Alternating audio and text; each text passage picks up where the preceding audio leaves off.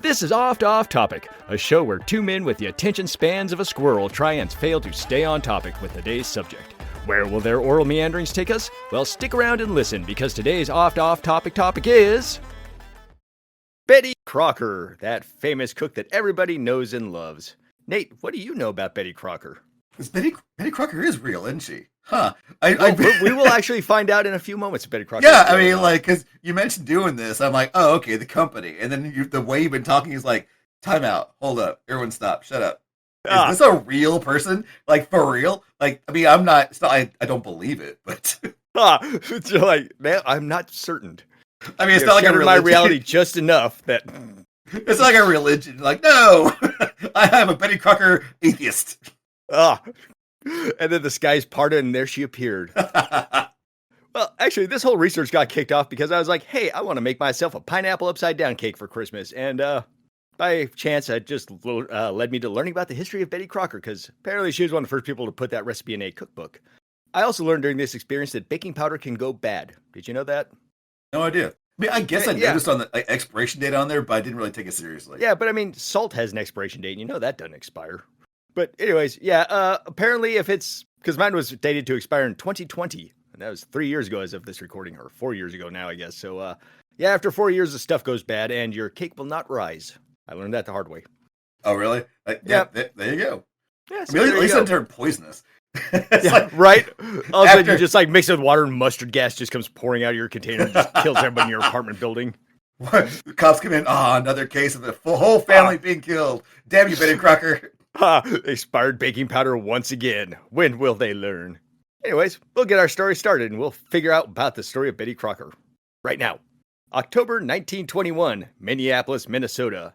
She started the Washburn Crosby Company of gold medal flour fame. You know that flour that you see at the store all the time says gold medal flour? Yeah, these same people. Okay, yeah, I guess, it took me a second actually. I was like, gold medal? Wait, but yeah, sure enough. Yeah, there's a big gold medal on the front, and apparently I guess it won gold medals back in the day for flour. Anyways, the Washburn Crosby Company of gold medal flour fame, they decided to put an ad on the back cover of the Saturday Evening Post. The ad was basically a bunch of puzzle pieces printed on a piece of paper, and you were to cut this piece of paper apart and glue all those pieces back onto another piece of paper and mail in the completed jigsaw puzzle, and you would win a prize. That prize would be a pincushion in the shape of a bag of gold medal flour. Good promotion right there.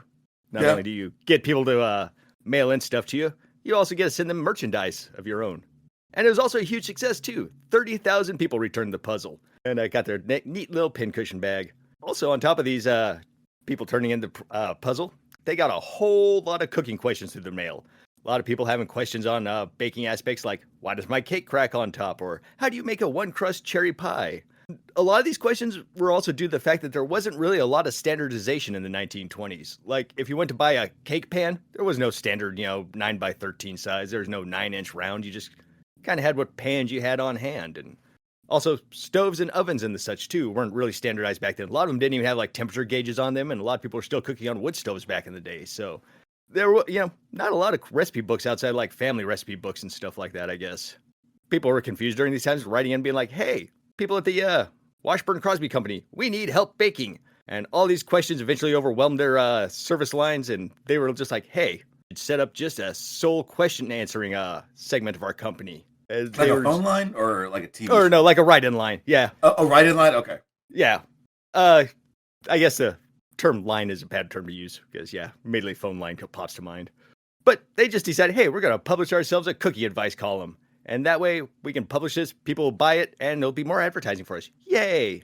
The first run of letters were answered by an all-male marketing team at the company, and while they knew how to market products, they weren't really great bakers, and they weren't really great at writing directions and everything, so the initial run out of answers were very, sanitized and kind of hard to read and very technical. So they decided, hey, most of the bakers out there are women, most of the people writing in are women too, so we're gonna make a whole female service team based around this to answer the questions. They basically had a test kitchen there at the Washburn Crosby Company, and it was all women cooks that worked there, and they were the ones who made recipes, tested them out, and see how everything worked. So they basically got on line with all these women and were like, hey, we're going to make you known as the Betty Crocker Test Kitchens. And you are going to be the ones answering all these questions that people write in.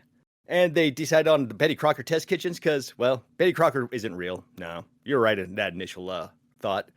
But they decided instead of being like the test kitchens at Washburn Crosby, it'd be better to call them the Betty Crocker Test Kitchens, run by Betty Crocker herself. Was there a Betty Crocker a real person, or just like a bunch of guys standing around going, I don't know, Betty Crocker, why not? Basically, a bunch of guys standing around going, Betty Crocker, why not? They They decided on Betty because it was a popular name at the time, and they also found it warm and an inviting name that people liked and related to. And the last name Crocker was in honor of the recently retired executive William Crocker from the company. There you go. It was literally just a thing taking people being like, what's a good welcoming name? And one that we can honor our old boss. Just choke prostitutes to death in front of them and not get us fired. Better name like Gertrude Mengele. This being the 1920s, that name would have made perfect sense. And then also in like 1940s combined, like, oh, whoopee. We should probably change that. Then they just changed the last name from Mengele to Menge, and then that also didn't work later, so. Get the same PR firm as the BMW. Like, BMW's like, what? Nazis? We've never heard of them. That happened on the other side of the country from us.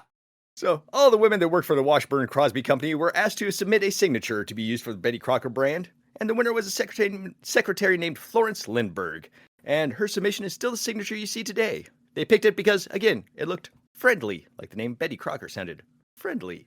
Does this Lindbergh have anything to do with the other Lindbergh? As far as I know, no. Okay. No babies involved? Nope, no babies involved. And no Lindbergh cheese either, I don't think.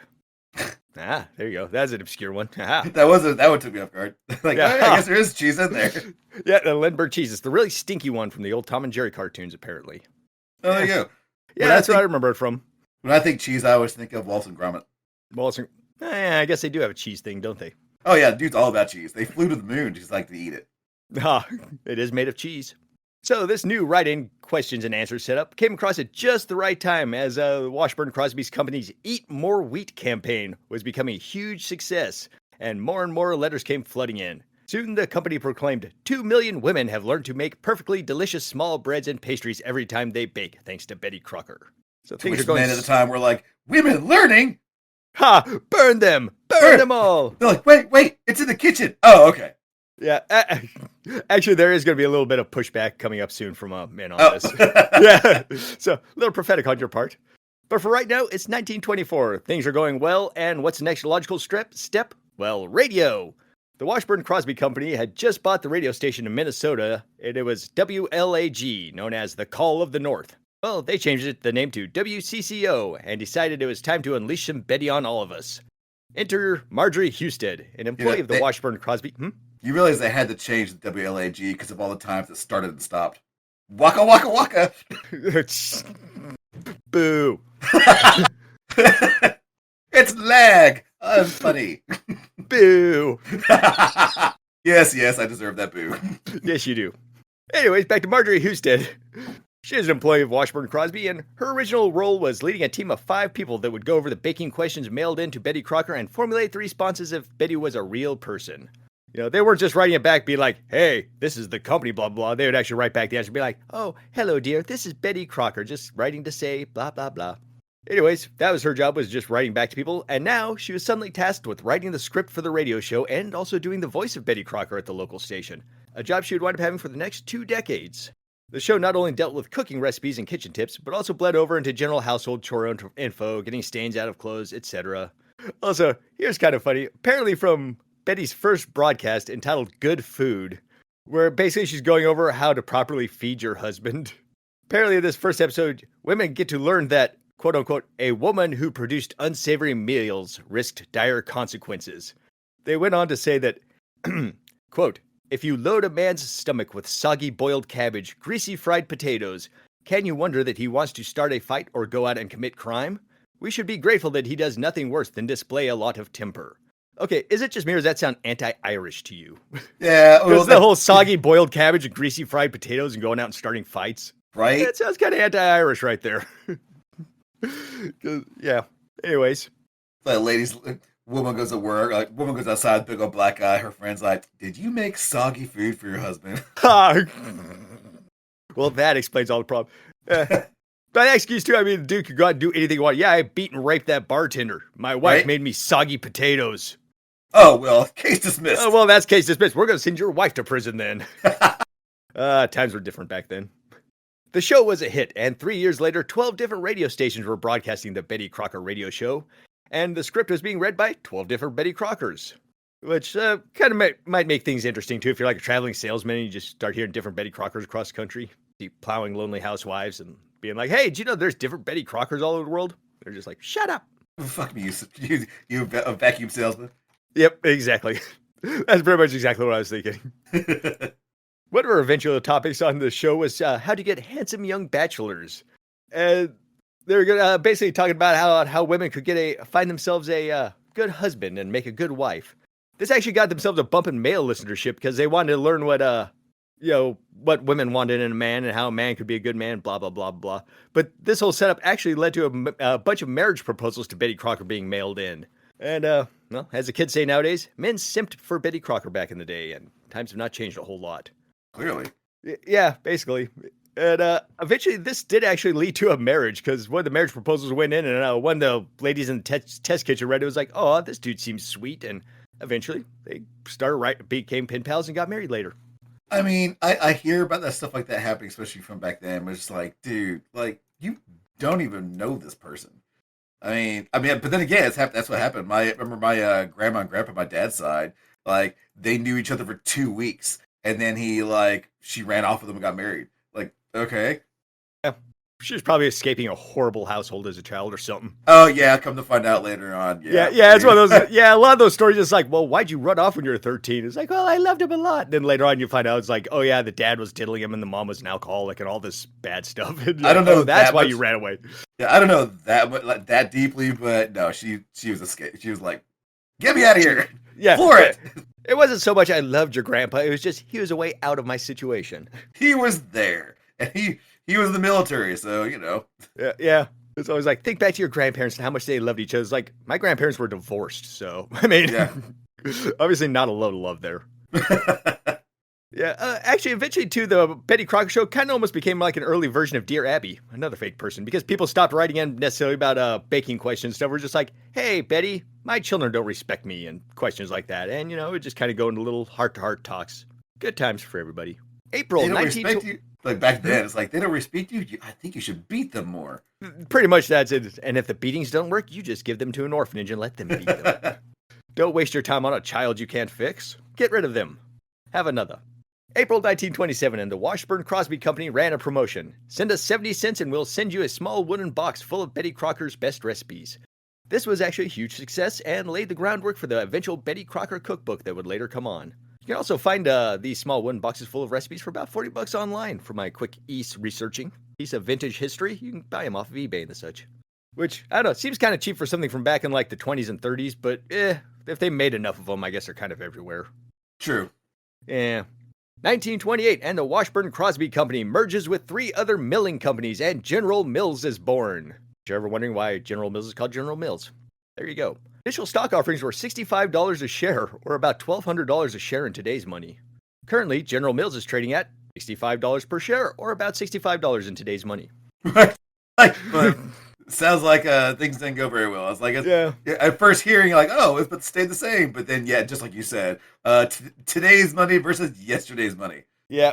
Well, I'm guessing if you bought 65, like one share way back when General Mills stock first came out, it's probably split so many times you'd have 100 shares by now, maybe, or more. Because, you know, stock does do that every once in a while. They're like, hey, we're splitting our stocks. Now instead of like 50 shares, you have 100. Yeah, which is good and bad. Yeah, it's both good and bad. I am not a stock market expert. If somebody else is, feel free to fill me in. Me neither. Like, I wish... Like, man, if I knew about the stock market, I'd be in a lot better position than I am in now. But it seems like free money if you know what you're doing. Oh yeah, and it kind of is too. If you bet on the stock market very conservatively, you can usually make like 5 or 6% interest a year or gains a year, which isn't a lot. But I mean, if you could throw $1 million at something, that's not nothing.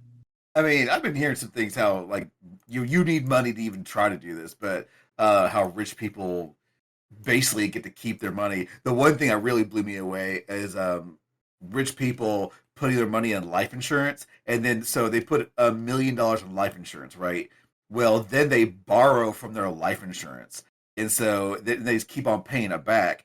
And the government, they can't tax it. If everything goes bad, it stays the same. If you die, then it goes to your family. Like that's how people are getting away with a lot of shit is by buying these life insurance policies and then borrowing the money off the life insurance policy. So Tracks. money, yay! Money, yay! Like they say, the old saying is you have to have money to make money. That's exactly right. Yeah, I mean, you don't have to, but boy, it sure helps. Yeah, Jenny, my wife's a therapist, and she obviously doesn't give me details, but she's definitely mentioned like she has some well-to-do people, and just like they don't even do anything anymore. They're just like, oh yeah, I bought this, that, the other company, and I just kind of like go golfing all day, and now my money works for itself and makes me money. That's exactly it. Yep. It's just once you get enough money, you can just kind of live off your investments. Must be nice. Meanwhile, Jenny's like, oh, okay, well, let me see your problems. As she's like seething, like, you motherfucker. Also, she's like, I should charge more rates, or raise my rates just for this one particular person. Right. Fuck them.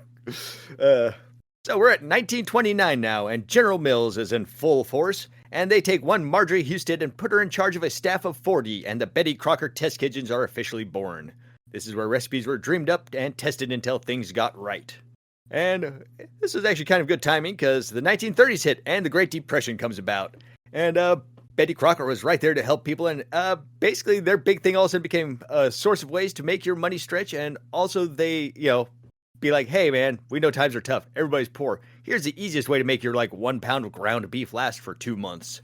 Not only that, they would give you tips for stretching your supplies and make your money last, but also they would start reading letters on the air about people's day-to-day struggles, being like, hey, my husband just lost his job, we have 32 kids and no money, so on and so forth. And again, this is kind of like the Dear Abby thing, where people could listen and be like, hey, my life is other people's lives are just as bad as mine. Everybody's miserable. Yay, I feel better now.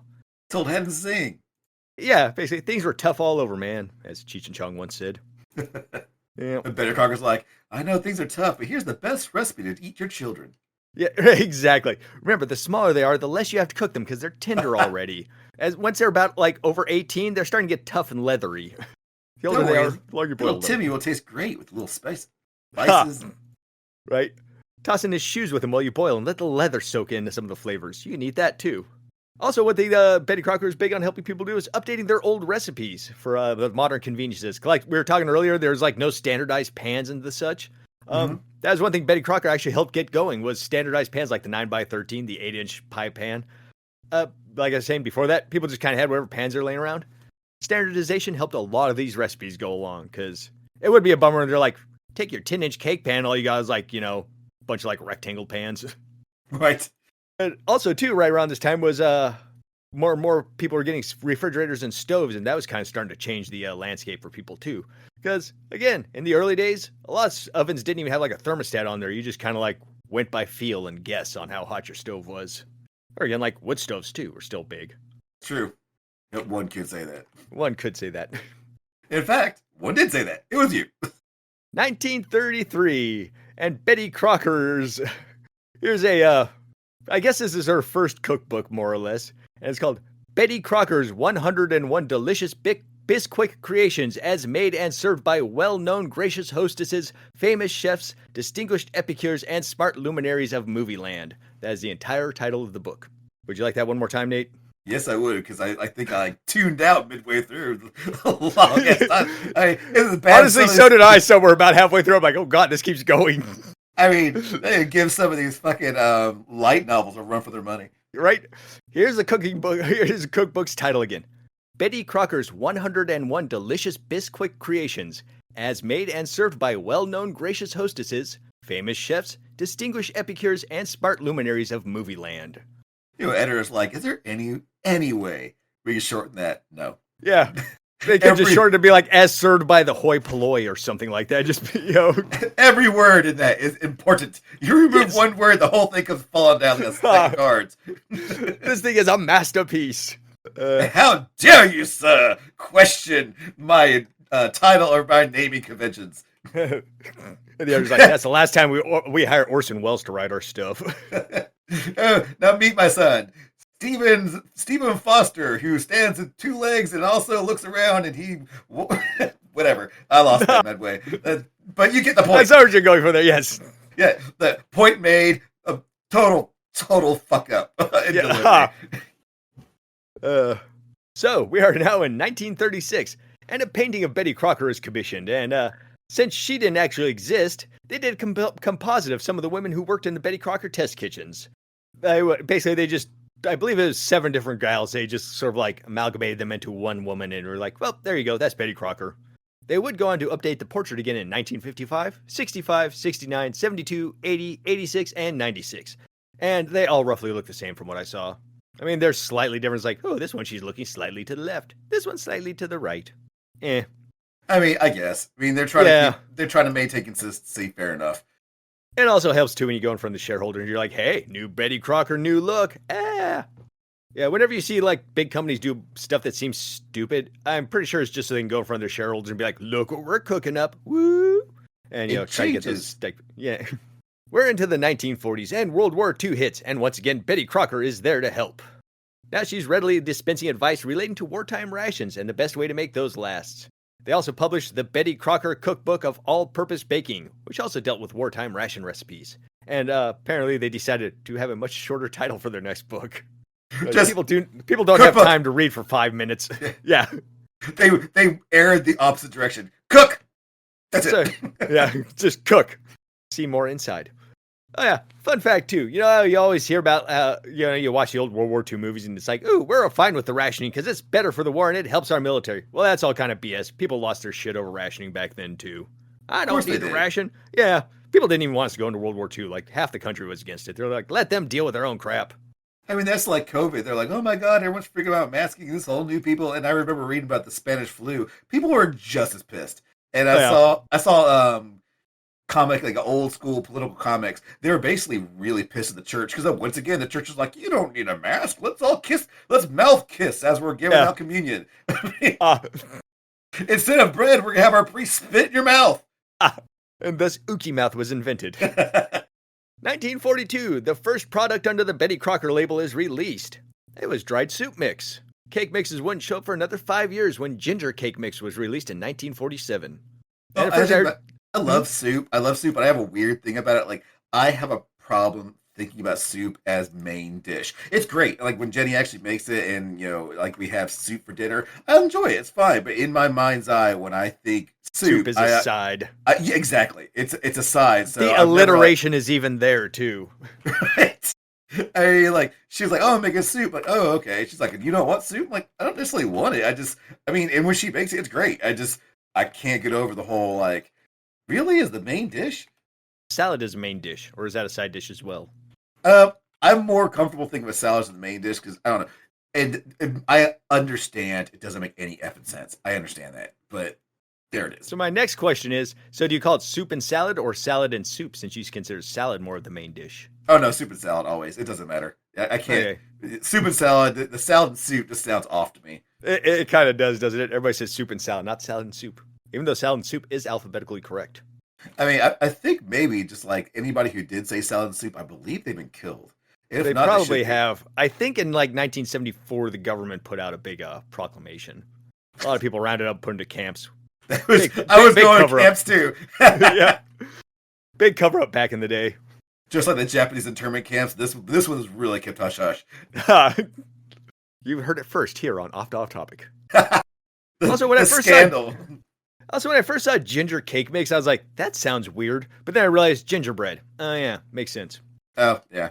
Yeah, because you don't think ginger flavored cake, really. No, I don't. I mean, yeah, I guess. But then you think gingerbread, and you're like, oh yeah, that's just ginger cake. Huh. Yep. I mean, it just the term cake. I don't know. Like when I think cake, I think cake. Like happy birthday to you. There's frosting and there's stuff on it. But I guess cake is a kind of a sugary bread. I think of that song "Never There" a lot too. And I'm sure I may have even said this before. In Europe, Subway can't call their bread. They actually got sued, and they have to refer to it as cake. Really? Yeah, because so much sugar in it and stuff. Yeah, because of sugar content. Honestly, if they spin that right, they could actually get more sales out of that. Right? Yeah, the old sandwich shop ballsy enough to put their meats on cake. Fuck your health. And speaking of that ginger cake mix that was released in 1947, the original advertisement for this actually reads in big bold letters across the top, "Man beats mother-in-law," and below it in tiny letters, "with Betty Crocker cake mix, making a better cake than her." Oh. I found that kind of funny. That is pretty funny. Yeah. Uh, Also, apparently, these cake mixes were not so popular at first when they came out. Because apparently baking a good cake was considered the true test of a woman's homemaker abilities back in the day. And if a woman all of a sudden could just make a cake out of a box, then what kind of woman is she, Nathan? What kind of woman is she? A smart and busy one. Yeah, that would be my first thought too, yes. But nope. According to men back then, that meant that they were lazy and unable to perform as a housewife. So Betty Crocker kind of got wind of this train of thought, and they decided as a good middle ground, they would take out the powdered eggs that they put in the mix and force you to add your own eggs. And they were just like, okay, well, here. Now they have to learn how to crack an egg. You happy? And also, too, they gave you a bunch of garnish options for making stuff fancy. You know, like, hey, shred a bunch of ginger or whatever and put it on the top kind of thing. So I also went from, like, being like, oh, well, it's obviously just no talent to make cake, be like, well, she can make garnishes for it, so obviously she's a homemaker. I don't know. It's stupid. Yeah. But it was a thing. Don't focus on the cake itself. Think about the other things to do. Yes, exactly. Boxed cake mixes. They are indeed handy. Yeah, I prefer. I mean, I'm fine with any kind of cake, but honestly, for me, the main thing about the cake is the icing.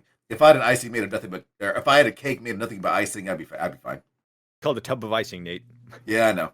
Yeah, nothing stopping you. There's no law against eating it straight out of the tub. I mean, the household. Yeah. Although Dad's been in the bathroom for a real long time, and we keep knocking. He keeps telling us to go away. Oh, he's in there just eating a can of frosting with his bare hand. Yeah, I probably. My secret shame. At my age, I shouldn't do that anymore. Yeah.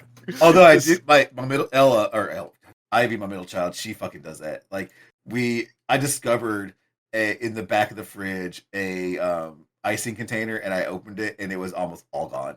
And I'm like, I know we haven't had cake quite a while.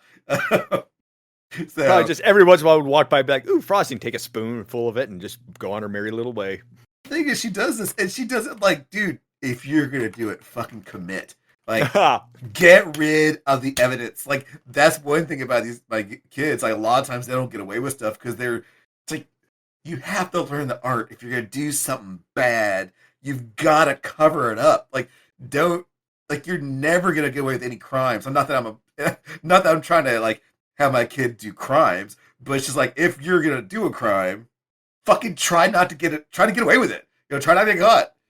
You'll find out that they have been getting rid of the evidence. You'll come across this giant stash of like weed and booze in the corner of the basement or something. You're like, oh wow, they were actually keeping things under wrap. Good for them. It's like, you idiot. You caught that because we let you. Yeah. You were all like, I'm both angered and proud of my children at the same time. Right. Like, you caught that stuff. That's all good and well, but yeah, like, you sucker. Anyway. Anyways, after boxed cake mixes, next came boxed frosting mixes, which I didn't know was a thing. Just powder that you mix with water, I guess, and you have frosting. Soon it was said that half the cakes in America were being baked with Betty Crocker cake mixes.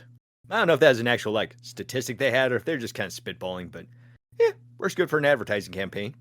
Oh yeah, I mean, why not? I mean, Lord knows advertising campaigns haven't lied yet. Ha! It is the most honest profession in the world as an advertising manager. So we're in 1945 and World War II is over, and Fortune magazine names Betty Crocker the second most recognizable woman in America. Apparently from polling, they learned that 90% of American households knew of Betty, second only to the original Georgia Bulldog herself, Eleanor Roosevelt. Among other things, this resulted in Betty Crocker receiving 4,000 letters a day asking for homemaking help. And each week, among those 4,000 letters, she would get an average of 4 to 5 marriage proposals. I mean, just even if they're like, okay, Betty Crocker existed, and she got a random ass letter. I mean, you don't even know what she looks like. Like, what do you? She shows up. She's like, "Oh, I'm gonna take this one." She shows up, and she turns out she's just picture of her. There's that portrait of her made in like 1940 or whatever. I guess, but no one said it was recent. She shows up. She's 95 years old. Yeah, 95 years old, 640 pounds. She's like, "Hey, you said you wanted to marry me." People were lonely back then, I guess. Yeah, I guess. I mean, it's like people go on internet dates without meeting people too. So, I mean, also, I guess, since it's Betty Crocker, you'd think she'd be loaded. He's like, well, yeah, this is true. Yeah, they're probably going for the money, and you miss 100% of the shots you don't take. I can tolerate 95-year-old, 600-pound woman if I'm going to get millions of dollars. Yeah, right. Be heir to the Betty Crocker empire. Right. I mean, realistically, how much longer do I need to suffer for this? I mean, she might die before the ceremony. think Great Antonio is one of those people that wrote in Marriage Proposal, taking one of those famous shots that he always took down the field. You know what? Now that you say that, I refuse to believe otherwise. Yep. That happened. That's a fact. That's Off 100% topic, fact. Brandon. It actually happened. I absolutely love that idea that the Great Antonio was just like, I'm going to marry Betty Crocker. You just watch. Damn straight. And his existing wife that he was married to is like, I keep telling you. Check out our Great Antonio episode for more on that. Okay, and here's a fun fact that I just kind of threw in there. Why? Because it's interesting. 1946, and General Mills establishes their aeronautical research division with Chief Engineer Otto C. Winzen. Obviously a good American brother. This division developed high-altitude balloons in conjunction with the United States Navy Office of Naval Research. They helped develop the Skyhook balloon, which is a name I recognize, but I'm not sure what it is. So, Batman. Batman? Sounds good. No, Batman. Which one was it? It was Dark Knight. He had the Skyhook. That's how he escaped. He went to Hong Kong and he fought all those guys in the building and he got the guy and the Skyhook came in and grabbed him and hauled him away. So he got back to Gotham City and dropped the informant off. You're welcome. I just picture this giant hot air balloon looking thing flying through the air with just Batman just hanging off it with one arm and under his other arm just there. Just hovering all the way from Hong Kong slowly all the way over to Gotham over the Pacific Ocean. Takes him 4 months. He gets back, the guy's dead from starvation. Batman's arms are just massive from holding it the entire time. I'm so tired. Here's your informant. He didn't make it. Neither did I. Dies on the spot. He was like the marathon, the original marathon. He's like, here's your guy. Did the original marathon runner die at the end of that? From according to the story, there was a battle. Legend. Wait, maybe the marathon was the battle. There was a battle of marathon, and the dude, an unnamed soldier guy, ran back. They ran 26 miles for everyone, and then informed them the victory and dropped dead. And now it's people do that all the time. That guy must have been out of shape. He must. Right. Yeah. You hear 26 miles, you're like, wow, that's a lot. But then you see people who are running for 70-mile marathons. It's weird stuff like that. I mean, yeah. Granted, it's over the course of a couple of days, but still, people run all day.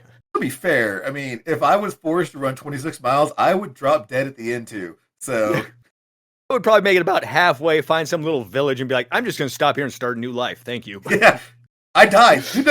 They can't track me. Yeah, right?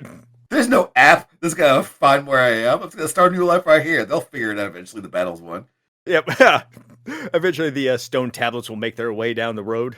Yeah, I mean, the battle was won. They're all dead. It's not like people are going to, not talk about it. And that's going to do it for the first half on our episode about Betty Crocker. Stay tuned next week when we discuss when the original Betty Crocker quits and why, stories from the test kitchen, the Black Betty Crocker, and what products Betty Crocker has brought us and some fun facts about them. And finally, we get Nate ranting about Star Wars in the way only he can do. This and much more on our Betty Crocker conclusion. This is where the ending jingle goes. This is where the ending jingle goes. I don't know if we need one. I don't know if we'll get one. But if we do, then here is where it goes. Ooze.